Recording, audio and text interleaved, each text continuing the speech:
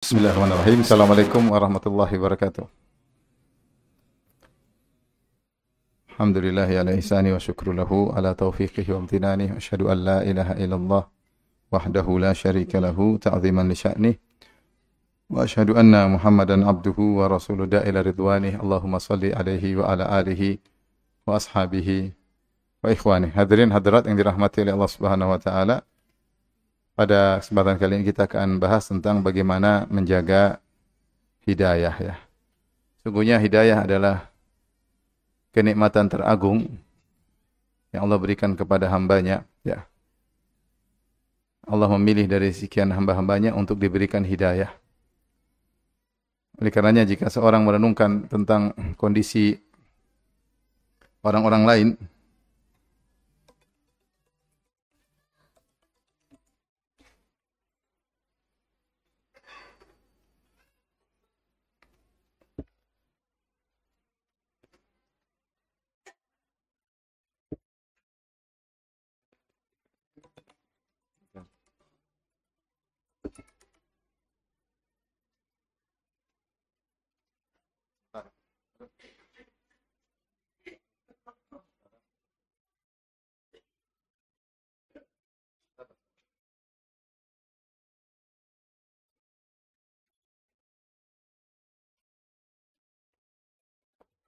mohon maaf, telepon dari Syekh.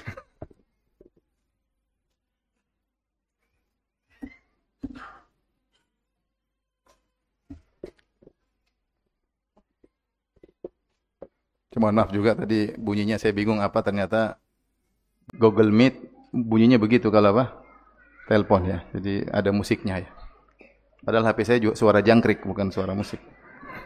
Makanya saya bingung tadi mana. Mohon maaf ya, mengganggu ya. Suara jangkrik jadi jangkrik bermusik ya. Baik, kita ulangi ya. Ikhwan dan akhwat yang dirahmati Allah Subhanahu wa taala, kalau seorang merenungkan tentang kondisi manusia di sekitarnya, maka dia akan dapati kebanyakan manusia tidak di atas hidayah ya. Dari berbagai macam model orang kafir yang menyembah makhluk, menyembah berhala, yang menyembah berhala miliaran, yang menyembah sapi juga miliaran ya. Yang menyembah nabi juga miliaran. Yang menyembah mayat mungkin kurang daripada itu. Yang menyembah malaikat, menyembah jin. Ya. Ini dari sisi non-muslim. Maka ternyata kita telah dipilih oleh Allah untuk tidak jadi seperti mereka. Padahal kalau ditinjau dari kecerdasan mungkin mereka banyak yang jauh lebih cerdas daripada kita, IQ mereka lebih tinggi daripada kita. Mereka luar biasa dari sisi kecerdasan, tapi hidayah pilihan Allah Subhanahu wa taala. Dan juga kalau kita tinjau dari orang-orang Islam sendiri, masih banyak yang terjerumus dalam praktek-praktek khurafat, praktek-praktek kesyirikan, yang minta-minta kepada mayat, yang percaya kepada dukun, yang percaya kepada ramalan-ramalan bintang, yang masih terjebak dalam tatoyur, ya, juga sangat banyak, sangat banyak. Kita lihat juga dari antara orang Islam ada juga yang masih terjebak dalam praktek-praktek bid'ah, ya, yang aneh-aneh ya, dengan ibadah-ibadah mereka yang diada-adakan, zikir-zikir mereka yang diada-adakan ya. Dan mereka fokus menjalankan bid'ah-bid'ah tersebut sehingga banyak di antara mereka yang lalai dari menjalankan sunnah. Bahkan banyak di antara mereka yang memerangi sunnah Nabi sallallahu alaihi wasallam mereka tidak sukai. Mereka suka jika yang dilakukan adalah bid'ah-bid'ah. Belum kita lihat juga betapa banyak saudara-saudara kita kaum muslimin yang masih tenggelam dalam kemaksiatan, yang masih terjebak dengan riba, yang masih terjebak dengan hobi-hobi maksiat, masih banyak. Oleh karenanya, ketika Allah memilih kita sehingga kita dijadikan orang-orang yang mencintai ilmu, hadir di majelis ilmu, dijadikan sebagai orang-orang yang bahagia ketika duduk di masjid, maka ini adalah suatu anugerah yang sangat luar biasa yang hendaknya kita syukuri. Maka langkah pertama agar kita dijaga hidayahnya oleh Allah Subhanahu wa taala adalah mensyukuri hidayah tersebut. dan mensyukurinya dengan mengerti, memahami betapa agung hidayah tersebut. Jika seorang tidak memahami hal ini, dia menganggap hidayah ini adalah suatu hal yang ringan, yang sepele. Tetapi ketika dia tahu bahwasanya ternyata yang dia rasakan inilah kenikmatan yang luar biasa, maka dia bersyukur kepada Allah. Lihatlah, tanya kepada orang-orang yang dahulu tenggelam dalam kemaksiatan. Kemudian mereka meninggalkan maksiat tersebut. Kemudian mereka meniti jalan hidayah.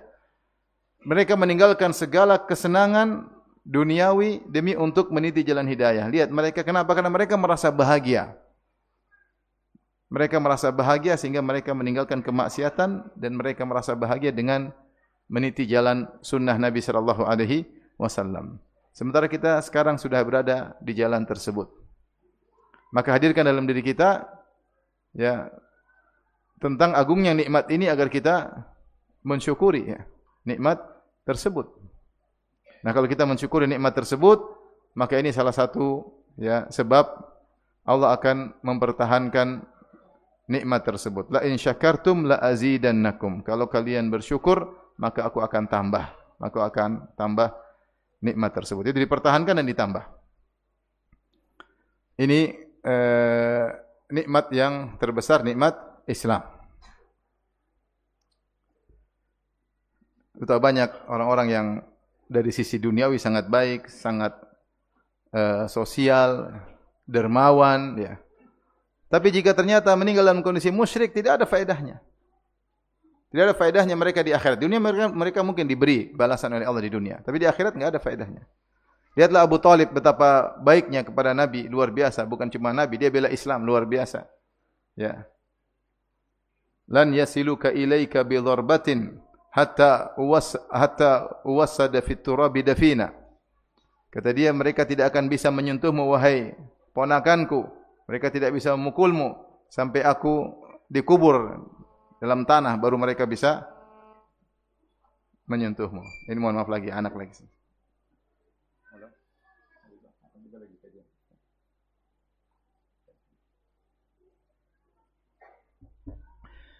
Namun ketika dia meninggal dalam kondisi musyrik, masuk neraka. Masuk neraka. Siksa dengan siksaan yang pedih. Wa huwa munta'ilun bina'laini minan nar yaglibihima dimaguhu. Dia memakai sendal dari api, maka otaknya mendidih. Lihatlah Abdullah bin Jud'an. Yang Aisyah bertanya, Rasulullah, Abdullah bin Jud'an kana yasil rahim, kana yakrid dhaif. Dia dulu suka menyambung silaturahmi, suka menjamu tamu, suka memberi makan. Hal yanfa'uhu dzalik, apakah bermanfaat? Kata Nabi, la, tidak bermanfaat. Lam yakul yauman qat rabbi ghfirli khati'ati yaumaddin. Dia tidak pernah berkata sehari pun, ya Allah ampunilah dosa-dosaku pada hari kiamat kelak. Meninggal dalam kondisi musyrik, maka segala kebaikannya tidak ada faedahnya. Wa ma mana'ahum an tuqbala minhum nafaqatuhum illa annahum kafaru billahi wa bi rasulih. Tidaklah terhalang nafkah mereka, sedekah mereka terhalang untuk diterima oleh Allah kecuali karena mereka kafir kepada Allah dan kafir kepada Rasulullah. Kalau kita renungkan nasib mereka, betapa menyedihkan. Banyak di antara mereka yang sosial, yang baik, yang berjuang untuk kemanusiaan, tapi meninggal dalam kondisi musyrik, tidak ada faedahnya. Mereka akan merasakan adab yang abadi di akhirat kelak. Maka ternyata kita dipilih untuk mendapatkan nikmat Islam. Dengan keterbatasan kemampuan yang kita miliki, dengan kecerdasan yang penuh keterbatasan. Ternyata juga Allah pilih kita untuk di atas sunnah. Ini nikmat lagi di atas kenikmatan. Maka kita harus apa? Syukuri. Syukuri nikmat tersebut agar dijaga oleh Allah Subhanahu wa taala. Yang berikutnya oleh karenanya ada perkataan indah dari Ibnu Jauzi rahimahullahu taala ya.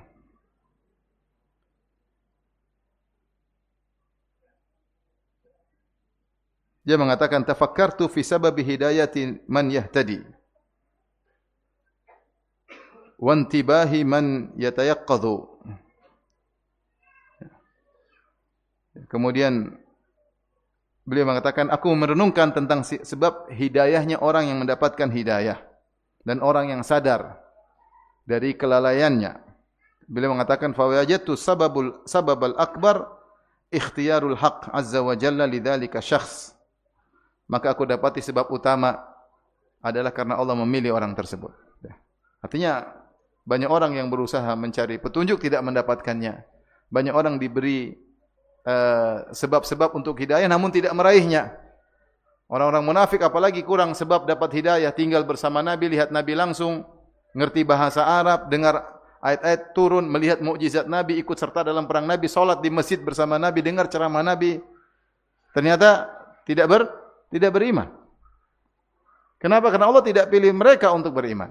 Orang Yahudi apalagi yang kurang? Heraklius apalagi yang kurang? Sebelum Nabi datang dia sudah mencari tentang ciri-ciri Nabi.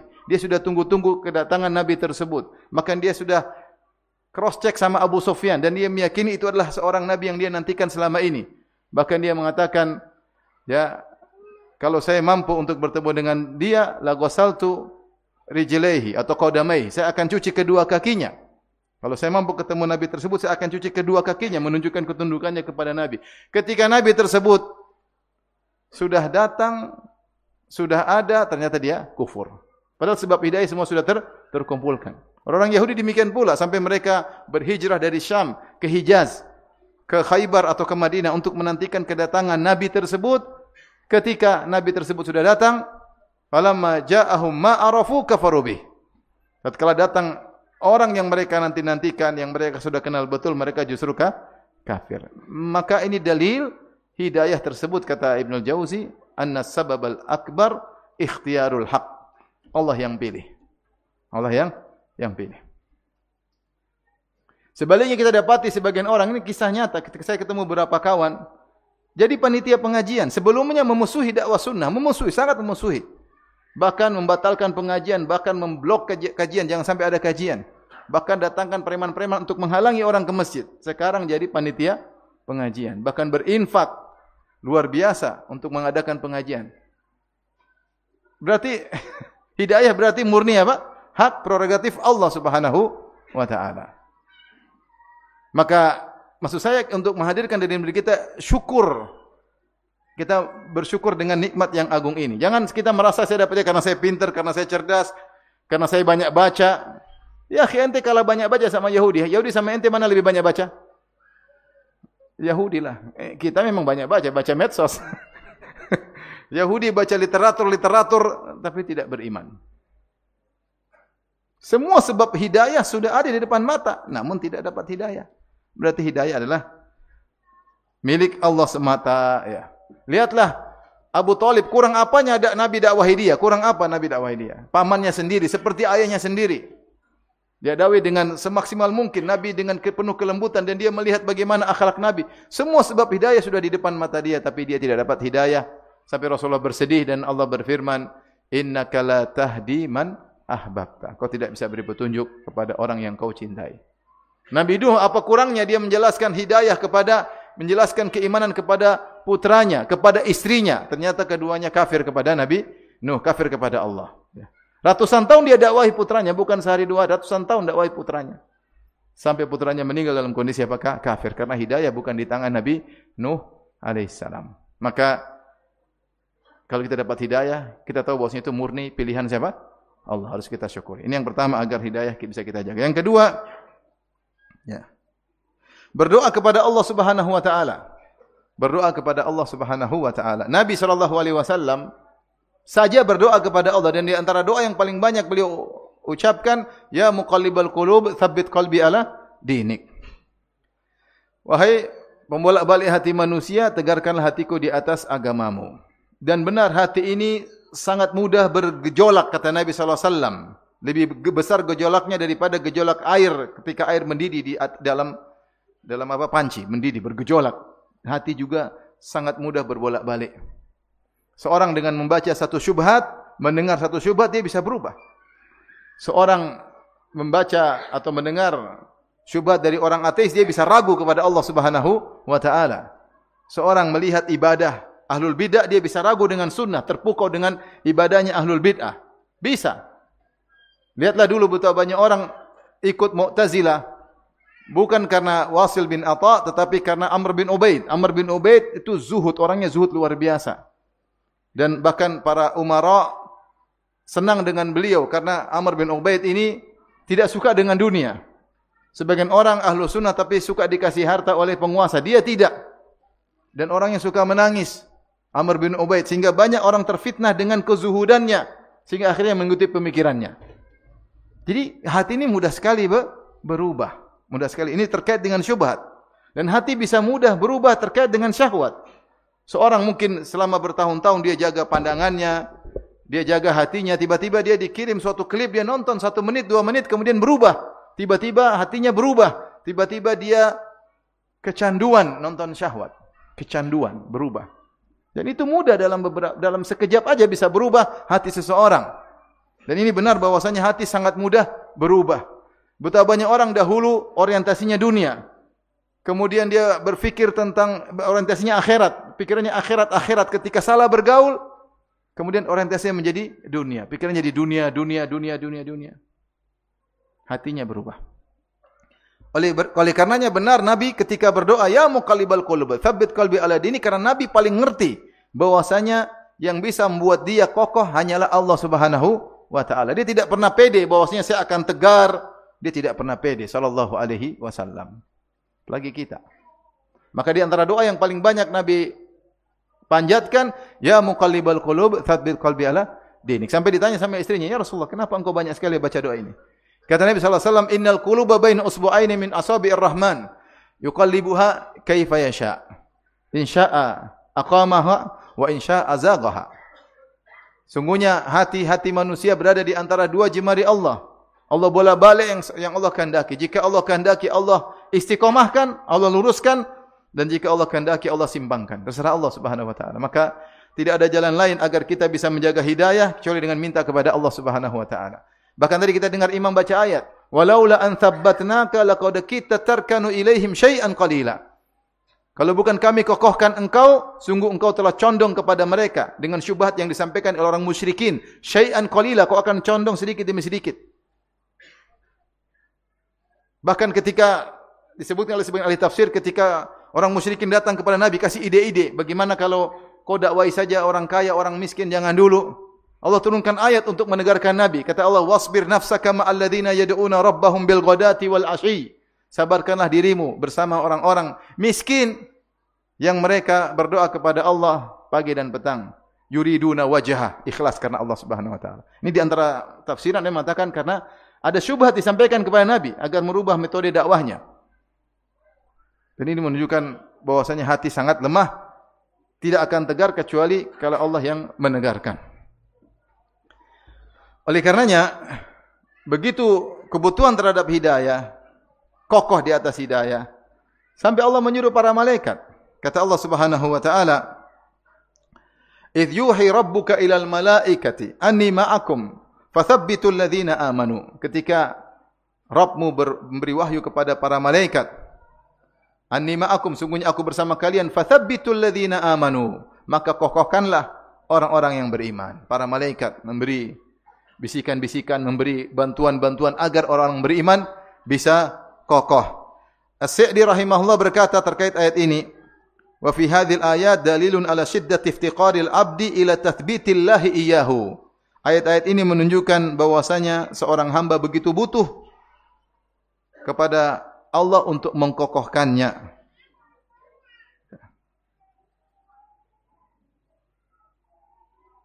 Wa annahu yanbaghi lahu, ya, intinya bahwasanya dia mengatakan seorang harus senantiasa butuh kepada Allah Subhanahu wa taala karena hati ini sangat mudah berubah. Oleh karenanya banyak berdoa kepada Allah Subhanahu wa taala agar Allah ya menjaga hidayah yang telah Allah berikan kepada kita. Di antara doa tersebut adalah minta tambahan hidayah. Rasulullah berdoa, Allahumma nas'alukal huda wat tuqa wal afafa wal ghina. Ya Allah, aku mohon kepada Engkau hidayah. Ya. Nabi juga berdoa, wahdi qalbi. Ya Allah, beri hidayah kepada hatiku. Dan kita setiap hari baca ihdinas siratal mustaqim. Tunjukkanlah kami jalan yang, hidayahkanlah kami kepada jalan yang benar. Dan kita selalu minta hidayah, ya, agar bisa kokoh dan bisa bertambah. Agar bisa kokoh dan bisa bertambah. Kita selalu meniti hidayah. Masih banyak hidayah yang belum kita ketahui. Allah alhamdulillah telah berikan kita hidayah, tapi kita butuh tambahan hidayah. Hidayah yang sudah kita peroleh perlu dijaga, dan kita butuh tambah hidayah-hidayah yang lain. Oleh karenanya Allah berfirman kepada Nabi, ya ayyuhan nabi ittaqillah wa la tuti'il kafirin wal munafiqin. Ya, innallaha kana aliman hakima. Kata Allah Subhanahu wa taala, wahai Nabi, bertakwalah kepada Allah. Saya tanya sama antum, Nabi sudah bertakwa belum?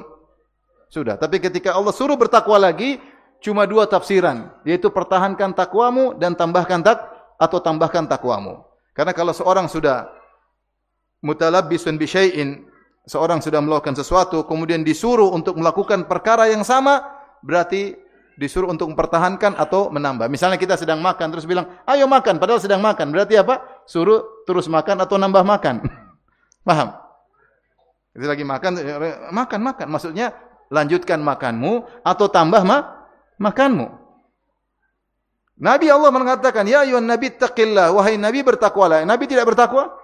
Nabi sallallahu alaihi wasallam imamul muttaqin, imamnya orang bertakwa. Tapi Allah berkata kepadanya bertakwalah. Maksudnya jagalah hidayahmu dan tambahlah apa? Hidayah, tambahlah takwamu. Ya ayyuhalladzina amanu aminu billahi, ya ayyuhalladzina aminu bi rasulihi, aminu billahi wa rasulihi wal kitabil ladzi nazzala ala rasulihi wal kitabil ladzi anzala min qabl. Wahai orang yang beriman, berimanlah kepada Allah dan kepada Rasulnya. Sudah beriman, disuruh lagi beriman. Berarti disuruh bertahan, menjaga iman tersebut dan juga menambah apa? Iman tersebut. Oleh karenanya, ketika kita berdoa, ihdinas siratal mustaqim, apa maknanya? Maknanya, ya Allah, kokohkan aku di atas hidayah ini dan bukakanlah bagiku cakrawala hidayah-hidayah yang lainnya. Wawasan tentang kebaikan-kebaikan dan berilah aku taufik untuk bisa melakukan kebaikan-kebaikan tersebut. Dengan demikian kita menjaga hidayah. Maka yang kurang bagi kita adalah kita kurang menghayati doa tersebut ketika solat 5 waktu. Ketika kita sampai pada bacaan ihdinas siratal mustaqim. Padahal kalau kita renungkan tentang surat Al-Fatihah, semuanya dibuka untuk mencapai pada doa tersebut. Dibuka dengan pujian. Alhamdulillahirabbil alamin. Segala puji bagi Allah. Ar-Rahmanir-Rahim. Pujian bagi Allah. Maliki yaumiddin. Sanjungan kepada Allah. Kemudian tawassul dengan amal. Iyyaka na'budu wa iyyaka nasta'in. Hanya kepada Engkau beribadah, hanya kepada Engkau kami pertolongan. Kemudian apa? Baru minta ihdinas siratal mustaqim. Jadi sebelumnya semua mukaddimah. Pujian Allah, bertawassul dengan amal saleh, baru kemudian minta kepada Allah. Maka ketika kita mengucapkan ihdinas siratal mustaqim, hendaknya kita hadirkan hati kita agar Allah menjaga hidayah yang sudah Allah anugerahkan kepada kita. Baik. Selanjutnya di antara doa juga apa? Ya. La tuzigh qulubana ba'da idh hadaitana. Ya Allah, jangan kau simpangkan hati kami setelah kau beri hidayah kepada kami. Di antara sebab agar menjaga hidayah, ya, agar hati kita kokoh, tetap di atas hidayah, kita membaca tentang kisah para nabi, kisah para solihin. Jangankan kita, nabi juga butuh akan hal tersebut. Makanya Allah berfirman dalam surat Hud ayat 120, "Wa kullan naqussu 'alaika min amba'ir rusuli ma nuthabbitu bihi fu'adak." Kata Allah, kami dan semua kisah-kisah Rasul tersebut kami ceritakan kepadamu wahai Muhammad. Dengan kisah-kisah tersebut kami teguhkan hatimu. Ya, jadi Nabi Allah turunkan, terutama ketika Nabi SAW di Mekah, Allah turunkan surat-surat Makkiyah tentang kisah-kisah para Nabi. Kisah Nabi Nuh terutama, kisah Nabi Nuh, kisah Nabi Musa, kisah para Nabi yang di mana mereka diuji dengan berbagai macam ujian, tapi mereka sabar, maka dikisahkan kepada Nabi, kata Allah, "Ma nuthabbitu bihi fu'adak," yang dengan kisah tersebut kami bisa kokohkan. Dengan kisah tersebut kami bisa kokohkan hatimu, yaitu di atas hidayah. Maka di antara cara menjaga hidayah kita baca tentang kisah-kisah orang solihin, bagaimana kesabaran mereka. Ya. Kisah bagaimana Salman Al-Farisi perjalanannya menuju hidayah, ya, berusaha mencari hidayah. Ya. Bagaimana para sahabat yang berhijrah dalam rangka untuk menjaga hidayah, tidak mau kembali kepada negeri mereka, takut futinu, takut mereka terfitnah sehingga hidayah bisa lepas dari mereka. Penuh perjuangan untuk menjaga hidayah. Mereka berjuang. Kemewahan mereka tinggalkan, kesenangan mereka tinggalkan demi untuk menjaga hidayah. Lihat bagaimana para sahabat sampai pergi ke negeri Habasyah, negeri yang asing, yang jauh, tidak berbahasa Arab. Harus bersafar jauh, meninggalkan kampung halaman mereka, kota Mekah. Untuk apa? Untuk menjaga hidayah. Kenapa? Karena banyak yang disiksa. Rasulullah khawatir mereka bisa goyang. Mereka bisa goyang. Siksa, ada yang dibunuh. Daripada tidak bisa ibadah, Rasulullah suruh pergi. Untuk apa? Menjaga nikmat hidayah. Menjaga nikmat hidayah. Jadi baca kisah-kisah mereka agar kita mensyukuri hidayah yang Allah berikan kepada kita. Taib, di antaranya yang keberapa? Berapa ini? 4. Jangan lupa perhatian terhadap amalan hati. Amalan hati ini punya efek yang luar biasa. Betapa banyak orang menyimpang dari hidayah karena ada penyakit dalam hatinya. Entah ujub, entah riya, entah sombong, entah angkuh. Ternyata di ujungnya dia berubah. Dia berubah. Oleh karena dalam hadis yang ma'ruf kata Nabi SAW, Inna rajula la ya'malu bi amali ahli jannah fima yabdu linnas wa huwa min ahli nar. Sungguh ada seorang melakukan amalan-amalan penghuni surga menurut yang terlihat bagi manusia, ternyata dia penghuni neraka jahanam. Menurut orang-orang lihat dia soleh, ternyata ada penyakit dalam hatinya. Karena kata Nabi fima yabdu linnas, menurut orang baik, ternyata dia punya penyakit dalam hatinya. Dan amalan hati ini punya efek, bahkan efek di akhir hayat. Di akhir apa? Hayat. Maka hati-hati. Allah menyebutkan tentang kisah dalam Al-Quran di kaum Nabi Musa 2. Yang penghujungnya tadinya beriman kafir, yang tadinya kafir mendapat hidayah. Yang tadinya beriman ulama Bal'am bin Ba'ura. Ya. Watlu alaihim naba alladhi atainahu ayatina fansalakha minha fa'atba'u syaitanu fakana minal ghawin. Walau syi'na la rafa'nahu biha walakinnahu akhlada ilal ard wattaba'a hawah. Kata Allah, bacakanlah kepada mereka tentang kisah seorang yang kami berikan kepadanya ayat-ayat kami, yaitu ilmu tentang Taurat. Dia orang alim di zaman Nabi Musa, Bal'am bin Ba'ura.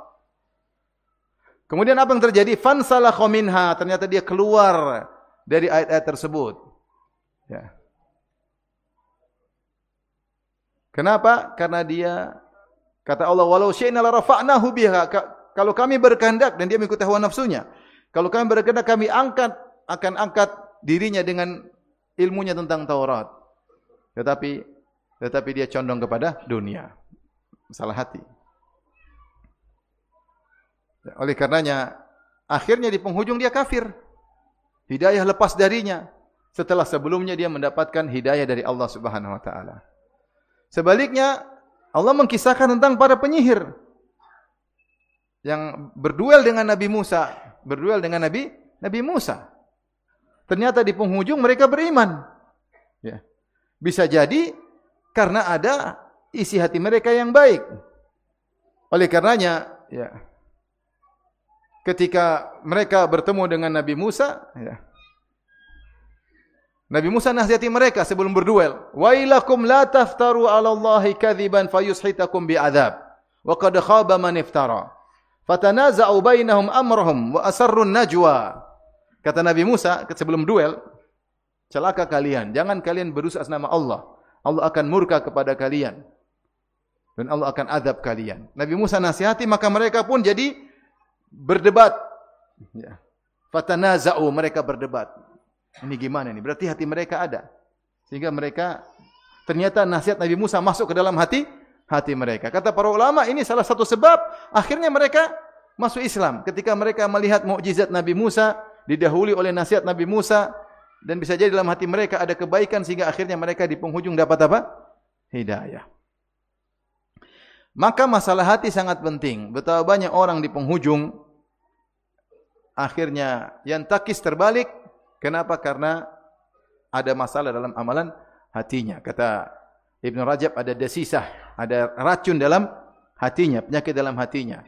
Maka seorang tidak cukup hanya memperhatikan dia rajin sholat ke masjid, rajin sedekah, rajin ikut pengajian. Dia harus perhatian masalah hatinya. Dia ikhlas atau tidak, dia melawan riya, dia jangan sampai ujub, jangan sampai sombong, jangan sampai angkuh, jangan sampai merendahkan orang lain. Itu penyakit hati sangat berbahaya, bisa membuat dia berubah di kemudian hari. Oleh karena Ibnu Jauzi berkata, "I'lam anna at-tariqal musila ila Allah laysat mimma yuqta'u bil aqdam wa innama yuqta'u bil qulub." Ketahuilah bahwasanya jalan menuju Allah Subhanahu wa taala bukan dengan apa yang ditempuh oleh kaki, tetapi apa yang ditempuh oleh hati. Dia ingatkan bahwasanya masalah hati sangat-sangat penting. Kemudian beliau berkata, Allah bis sarair fa innahu laisa yanfa'u ma'a fasadiha salahu zahir. Salahun zahir. Kata beliau, perhatikanlah dengan as-sarair, hati-hati dengan as-sarair, dengan isi hati kalian. Sungguhnya ya, kalau dalam hati rusak maka tidak bermanfaat, kesolehan luar tidak bermanfaat. Kalau batin rusak maka zahir tidak bermanfaat. Maka ini di antara cara agar kita menjaga hidayah, selalu perhatian selain amalan zahir kita perhatikan, lebih lagi kita perhatikan amalan hati. Benar kita perhatian penampilan hati. Cek sekali-sekali hati ini ada penyakit enggak? Ya, dengki, ujub, sombong, ria, pengin dipuji. Dan ini sangat berbahaya karena di zaman sekarang, zaman medsos, orang pengin dikasih like sama jempol ya. Kalau bisa jempol kanan, jempol kiri, jempol kaki kanan, jempol kaki kiri. Tersibukkan dengan likes. Hati-hati. Maka seorang berusaha ketika beribadah, perhatian terhadap hati. Sekarang yang keberapa?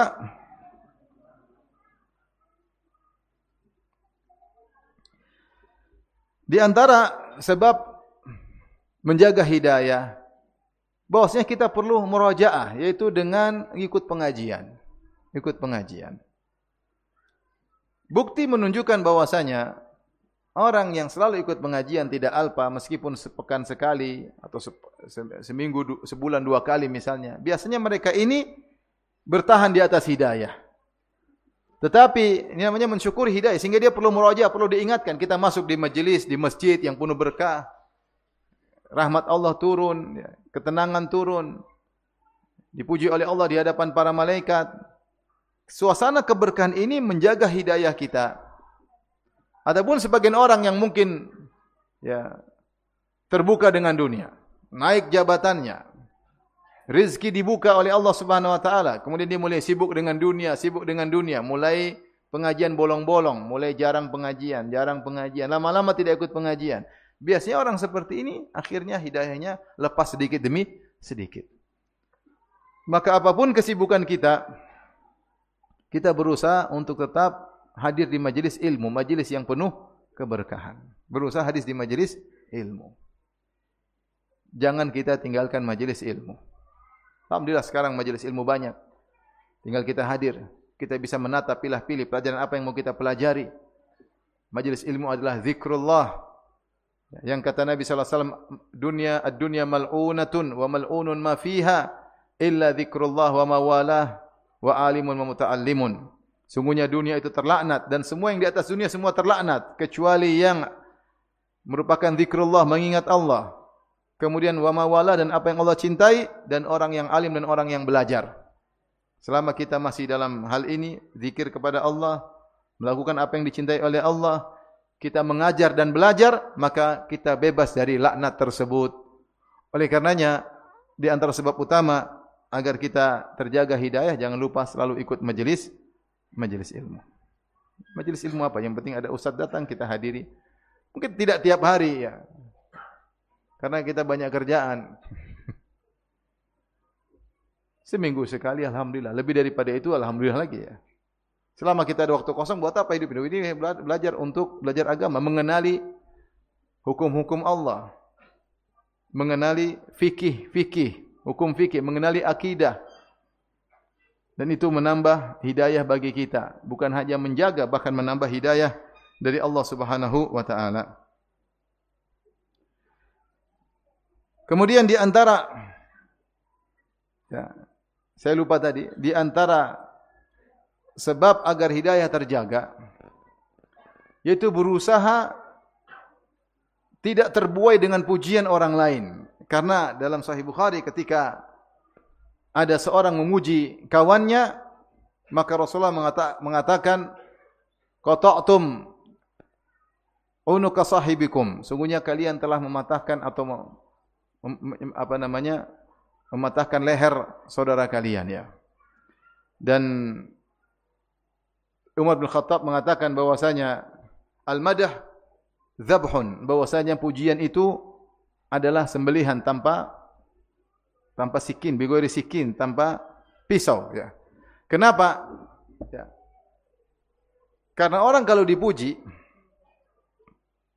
dan dia tidak bisa menerima pujian tersebut, hatinya lemah, maka kemudian dia ditimpa dengan penyakit. Penyakit tersebut penyakit ujub. Kemudian lama-lama bersambung kepada penyakit sombong. Maka kalau sudah ada benih-benih dalam diri kita, makan puji kita harus lawan.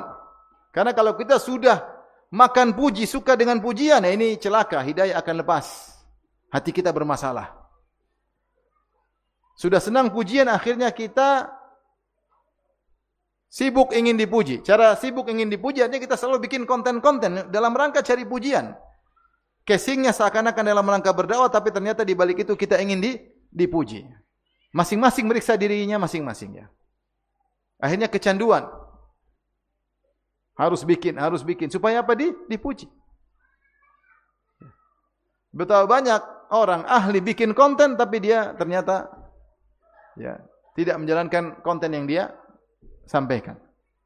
Maka seorang hati-hati ketika dengar pujian, jangan dia terbawa dengan pujian tersebut. Maka para salaf mengajarkan jika kita dipuji, kalau ada yang puji ya, kalau enggak ada ya sudah. Kalau ada yang puji maka kita baca, kita berkata Allahumma la tu'akhidni bima yaqulun waghfir lima la ya'lamun waj'alni khairan mimma yadhunnun. Ya Allah, jangan kau siksa aku atas pujian mereka.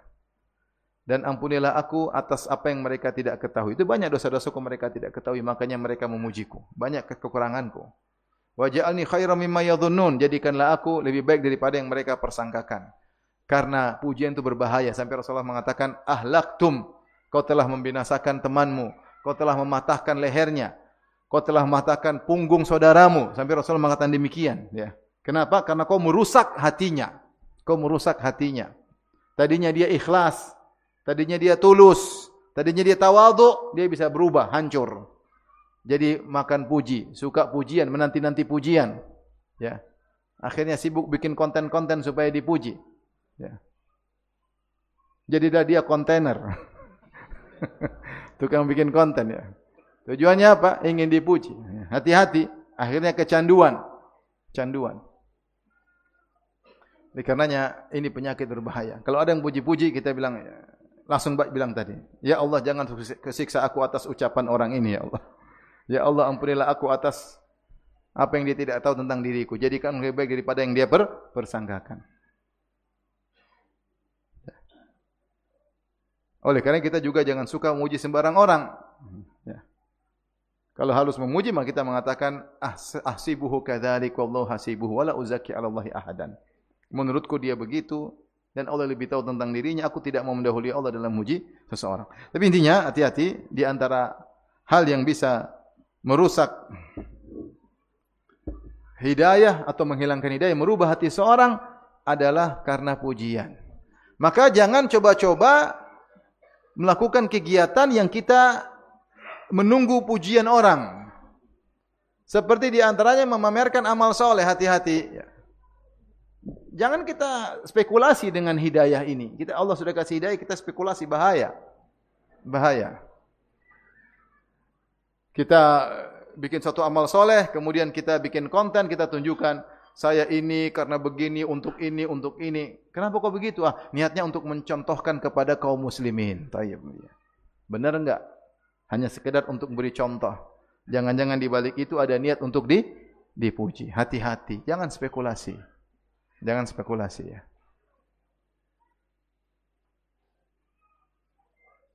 Jangan spekulasi, hati-hati. Jangan suka tampil.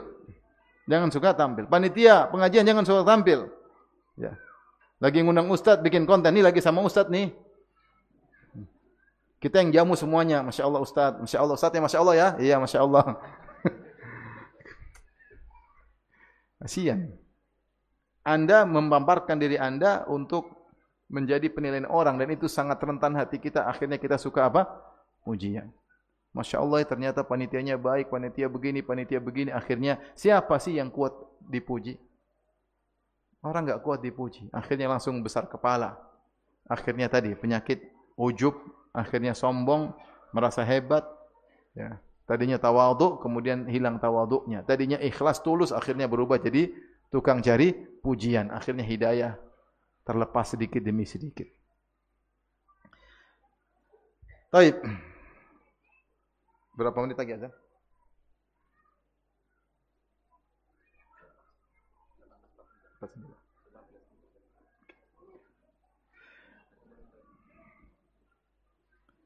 Di antara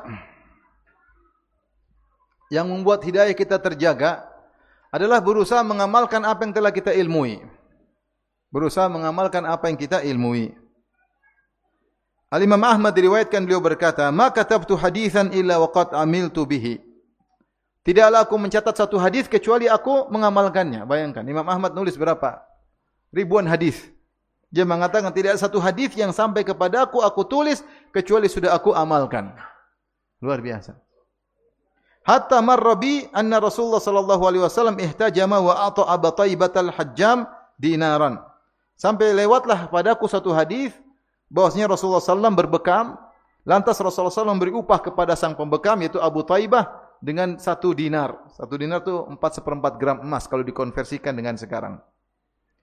Fahtajamtu wa ataitul hajjam dinaran. Maka aku pun menjalankan hadis ini mencontohi Nabi, aku berbekam dan aku kasih 4/4 gram emas. Saya sering dibekam berulang-ulang, saya belum mengamalkan hadis ini. 4/4 gram emas terlalu banyak. Tapi Nabi pernah dan Imam Ahmad pernah karena dia berusaha setiap hadis yang dia catat dia amalkan.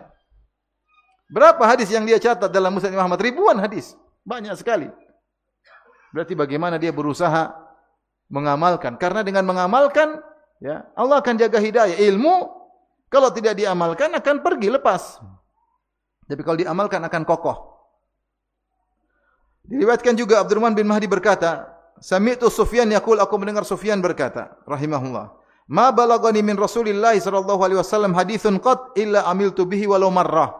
Tidaklah sampai kepadaku hadis dari Nabi sallallahu alaihi wasallam.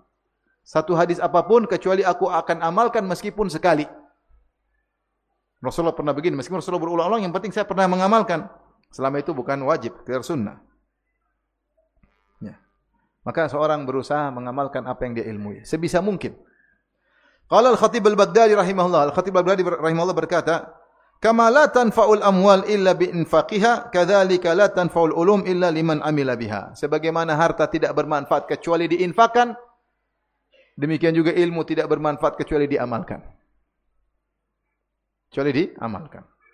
Karena kalau ilmu kita pelajari hanya wawasan tidak kita amalkan, kita bisa dimurkai oleh Allah sebagaimana orang Yahudi yang kita senantiasa berdoa, ihdinas siratal mustaqim siratal ladzina an'amta 'alaihim ghairil maghdubi 'alaihim waladdallin.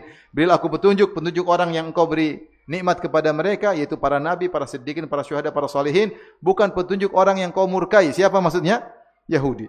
Dan juga bukan orang-orang yang sesat, maksudnya Nasara. Kenapa Yahudi dimurkai? Karena mereka punya ilmu tidak mereka amalkan. Mereka tidak amalkan, hanya sekedar wawasan, hanya sekedar pengetahuan. Jago share tapi tidak mengamalkan. Ya. Maka kata Al-Khatib Al-Baghdadi, ilmu tidak bermanfaat kecuali kalau diamalkan. Beliau juga berkata, ilmu syajaratun wal amalu thamrah. Walaysa yu'addu 'aliman man lam yakun bi ilmihi 'amilan. Ilmu adalah pohon, amal adalah buahnya. Maka seorang tidak dikatakan berilmu sampai dia mengamalkan apa yang dia ilmui. Makanya ketika Allah sebutkan tentang ilmu, Allah mengatakan di surat Az-Zumar, "Amman huwa qanitun ana al-laili sajida wa qa'iman yahdharul akhirata wa yarju rahmata rabbih. Qul hal yastawi alladhina ya'lamuna wal ladhina la ya'lamun. Innama yatadzakkaru ulul albab." Kata Allah Subhanahu wa taala, ataukah orang yang di malam hari dia bangun, kemudian dia berdiri dan dia sujud, dia takut kepada akhirat, dia berharap rahmat Allah, itu salat malam. Kemudian Allah berkata setelah itu, katakanlah, apakah sama orang berilmu dengan orang tidak berilmu? Yaitu Allah ingin mengatakan, inilah contoh orang berilmu, dia mengamalkan ilmunya, di malam hari dia bangun, kemudian dia salat malam. Jadi ilmu yang berkah yang menjadikan seorang bertahan di atas hidayah adalah ilmu yang berusaha diamalkan. Oleh karena Syatibi rahimahullah ketika membahas tentang ilmu, beliau berkata, semua dalil yang datang dalam Al-Quran maupun Sunnah memuji tentang ilmu, maksudnya ilmu yang diamalkan, yang seorang berusaha mengamalkan, kecuali dia memang ilmu yang tidak harus diamalkan, hanya sekedar atau amalan hati, misalnya tentang akidah, yaitu ditambah keyakinan. Ada ilmu tentang amalan hati, ada ilmu tentang amalan fisik. Selama seorang mampu melakukannya, maka dia hendaknya melakukannya. Kecuali dia terhalangi, dia tidak bisa melakukan semua ilmunya karena ada yang lebih prioritas harus dia utamakan, sehingga dia terhalangi dari pengamalan ilmu-ilmu yang lain. Ini uzur di hadapan Allah Subhanahu wa taala. Maka berusaha belajar dan mengamalkan. Jadi kalau kita datang di pengajian, saya datang di pengajian, saya hadir di pengajian, di guru-guru saya ya. Antum juga berusaha kita datang di pengajian. Luruskan niat, bukan cuma sekedar rame-rame, kumpul-kumpul, pengen lihat ustadznya, ngapain lihat-lihat ustadz? Mau selfie sama ustadz, ngapain? Niat yang benar, saya ingin dengar ceramah ustadz, kalau perlu antum duduk di pojok, ustadz tidak kenal, kalau perlu. Kalau memang, kalau antum kenal ustaz, antum jadi berubah hatinya, enggak usah. Enggak usah. Kalau tidak berubah hati, duduk paling depan ya. Jadi kalau sekedar ingin dekat, kemudian selfie-selfie, hati berubah, ngapain? Antum datang pengajian untuk dengar ilmu, berusaha amalkan. Minta kepada Allah, ya Allah, anugerahkan aku untuk bisa mengamalkan apa yang aku telah pahami. Bukan tidak sekaligus, tapi semampu kita. Fattaqullaha masata'tum, bertakwalah semampumu. Ini yang menjaga kita di atas hidayah. Tapi kalau kita hanya belajar tanpa mengamalkan, maka bahaya. Makanya Rasulullah SAW bersabda tentang Al-Quran, Al-Quranu hujjatun lak au alaik. Al-Quran itu akan membelamu atau akan menyerangmu pada hari kiamat kelak. Jika diamalkan akan membelamu, jika kau tinggalkan akan menyerangmu, menjadi bumerang bagimu pada hari kiamat kelak. Kemudian di antara sebab utama untuk menjaga hidayah, jangan terlalu banyak spekulasi. Apa itu spekulasi dengan hidayah? Mukhatarah, yaitu dengan melihat yang tidak-tidak, mendengar yang tidak-tidak. Kalau tahu itu syubhat, tahu para ulama sudah mengatakan ini orang sesat, jangan coba-coba dengar perkataannya, jangan. Kita ini lemah, hati ini lemah. Dulu para salaf ketika datang ahlul bidah ingin menyampaikan sesuatu, dia tidak mau bicara. Biar izinkan saya bicara, kata dia, enggak. Satu kalimat, enggak, meskipun setengah saya enggak mendengar. Enggak mendengar. Dia sudah yakin dengan apa yang dia miliki, tidak mendengar perkataan ahlul bidah. Sekarang kita hidup di zaman semua perkataan ahlul bidah, bahkan bukan ahlul bidah, orang kafir, ateis pun terakseskan. Hati bisa berubah. Hati bisa berubah. Sekarang banyak anak-anak muda yang kemudian ragu tentang Allah. Banyak. Ragu tentang adanya Tuhan. Kenapa? Sok-sok mendengar perkataan orang-orang ateis. Sampai di antara mereka yang dikatakan kepada mereka, kau jangan sok pintar, coba dulu dengar. Coba dulu dengar perkataan itu, orang yang mengingkari Tuhan. Kau jangan sok pintar, dengar. Dia dengar, akhirnya dia ragu dengan Tuhan. Sementara iman dia kurang, sementara dalil dia dalam hatinya kurang. Begitu dengar perkataan orang ateis, terpengaruh. Mungkin dia tidak mengatakan saya ateis, tapi dia ragu Tuhan ada atau tidak. Dan itu sudah cukup untuk membuat dia keluar dari Islam. Ngeri. Makanya Rasulullah mengatakan akan datang fitnah kakita al-lail muzlim, seperti potongan-potongan gelapan yang sangat gelap. Yaitu membuat orang tidak ngerti, benar-benar tertutup mata. Yusbihur rajulu mu'minan wa yumsi kafiran. Ada seorang di pagi hari mukmin, di sore hari kafir. Saya bilang di zaman sekarang sangat mungkin. Sangat mungkin. Tadi pagi dia beriman, dia masih sholat ke masjid, kemudian siang hari dia dengar-dengar tentang syubhat, sore hari dia sudah ragu tentang Allah Subhanahu wa taala. Dan syubhat mereka banyak. Semua kesesatan ingin banyak pengikutnya. Emang orang ateis cuma diam-diam saja nongkrong di rumah? Enggak, dia juga sebarkan syubhat tentang ateis karena dia ingin banyak pengikut. Ahlu syarr, orang yang menyuruh kepada keburukan juga ingin cari pengikut. Dan mereka sekarang punya sarana untuk berbicara, untuk menyampaikan. Nah, kalau kita tahu ini orang tidak benar, tidak usah kita dengar-dengar. Ngapain kita spekulasi? Hati ini sangat lemah. Ini terkait dengan syubhat. Demikian juga, jangan spekulasi tentang syahwat. Betapa banyak orang akhirnya rusak kembali gara-gara dia spekulasi dengan syahwat. Contoh, seorang sudah hidup berumah tangga nyaman, tentram, dulu masa lalunya buruk, kemudian dia nostalgia, dia cari tentang cewek lamanya. Dia telusuri, menjelajahi Facebook, dia ketemu, ini dia. Ada nomor teleponnya, saya cuma silaturahmi, telepon. Telepon tahu-tahu itu cewek curhat. Saya sudah pisah dari suami saya. Ini petunjuk dari Allah ini. Akhirnya selingkuh, akhirnya spekulasi. Saya pernah menghadapi kasus nyata. Seorang ibu rumah tangga menangis. Saya kebetulan sama istri saya, saya dengar dia bicara. Dia udah berumah tangga sekitar 15 tahun. Punya anak entah 3 atau berapa saya lupa. Di akhir-akhir ini suaminya berubah, akhirnya dia cerai. Suaminya ternyata nyaman selama ini. Di akhir-akhir sebelum suaminya rusak, suaminya mulai sibuk dengan dunia maya. Ternyata dia membuka file-file lama tentang teman-temannya. Ternyata dia seorang praktek homoseksual. Akhirnya kembali lagi syahwat yang mungkin Allah sudah sembuhkan darinya. Akhirnya dia homo lagi. Akhirnya tidak lagi berhubungan dengan istrinya. Akhirnya cerai. Kenapa? Spekulasi, terlalu spekulasi. Spekulasi namanya setan buat kita tergerak untuk masa lalu yang buruk. Tidak usah kita cari, kadang kita tidur aja dimimpikan, iya atau tidak? Saya ninggalkan musik. Tahun-tahun pertama saya tinggalkan musik, saya sering mimpi main gitar, sering sekali. Bangun, astagfirullah, alhamdulillah, mimpi. Saya pikir asli. Ya Allah, astagfirullah, alhamdulillah, cuma apa? Mimpi. Itu dalam mimpi setan menggoda. Nah, kita jangan spekulasi. Ada gitar, kita coba-coba, masih ingat enggak ya? Terus asik lupa. 1 kali, 2 kali lupa. Kita yang dulunya sufi, suka film ya. Kalau coba-coba lagi nonton. Segera istighfar. Allah sudah kasih hidayah, kita lepas hidayah tersebut. Dan pintu perusak hidayah 2, syubhat dan syahwat. Maka jangan spekulasi. Kalau kita terlihat, astagfirullah. Rabbi ghfirli wa tub alayya innaka tawwabur rahim. Segera bertobat, segera istighfar sehingga Allah tetap menjaga hidayah kita. Wallahu ta'ala alam bisawab. Ini saya bisa sampaikan. Habis azan kita tanya jawab ya. Langsung. Azan dulu.